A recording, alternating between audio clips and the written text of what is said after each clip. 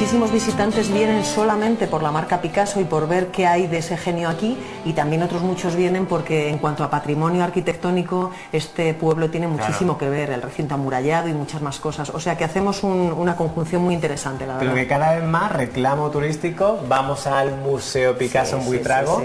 Y de paso encontramos un pueblo espectacular como el que acabamos de conocer. Exactamente, tenemos mucho público extranjero que viene por las siglas Picasso y eso sí que es muy interesante. Lo que tiene de especial este museo es que habla de una amistad y de unos momentos en la historia de este país pues que eran bastante distintos a los de ahora, y bueno, pues aquí lo que podemos ver es una colección que se va creando a base de regalos que le hace Picasso a su barbero desde el año 48 hasta el año 1972. Picasso es el padrino de boda de Eugenio Arias con su mujer Simona, ¿no? Y ese Eugenio Arias es uno de los amigos que vela el féretro de Picasso en Mougins, pues cuando el genio fallece, o sea que la relación es intensísima y a lo largo de esos más de 25 años es una relación, bueno, de admiración y de apoyo mutuo.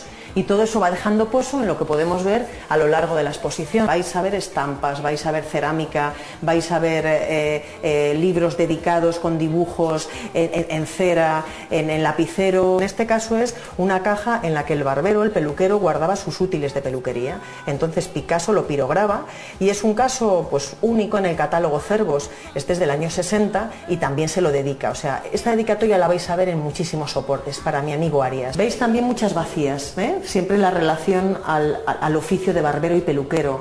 Como veréis, los toros, la tauromaquia, la afición por la fiesta nacional está presente, también la política, el exilio, también la mitología, también la poesía. Son temas diversos, la verdad. ¿La obra más antigua? Este libro se lo regala a Arias en el año 48.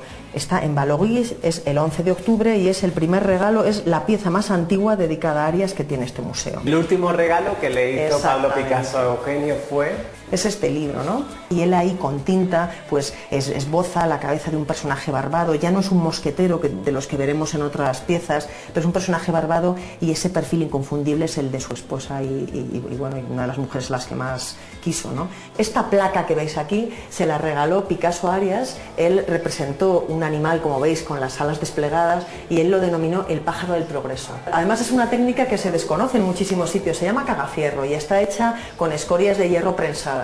Aquí tenemos muchos carteles que tienen que ver con fiestas, con exposiciones, también con la actividad política y con eventos a los que acudieron. Estas de las piezas que más nos han solicitado para exposiciones temporales, ¿verdad? Sí. Son estas ánforas que se convierten en ánforas antropomorfas, porque siempre Picasso intenta colocarles ojo, nariz y siempre hace una similitud con el ser humano, ¿no? Aquí tenemos dibujos, dibujos de rotulador de Picasso y bueno, pues aquí tenemos esta pieza que es muy interesante que hace con plumilla y se llama Toritos Fritos, ¿no? Toritos fritos para que se los coma Currito. Es una dedicatoria que le hace un amigo suyo en relación con su hijo y lo que veis son toros, ¿no? Como si fuera una tapa para tomar con ese vino que está en ese porrón. Esta es una fotografía de Duncan y ahí vemos de fondo a la esposa de Picasso, que es Jacqueline Roque en ese momento, y a Eugenio Arias cortándole el pelo al artista. Ya sabéis que él no dejaba que nadie le tocara su pelo excepto Arias o sus esposas o sus amantes, porque entendía que le podía pasar un poco como a Sansón, que pudiera perder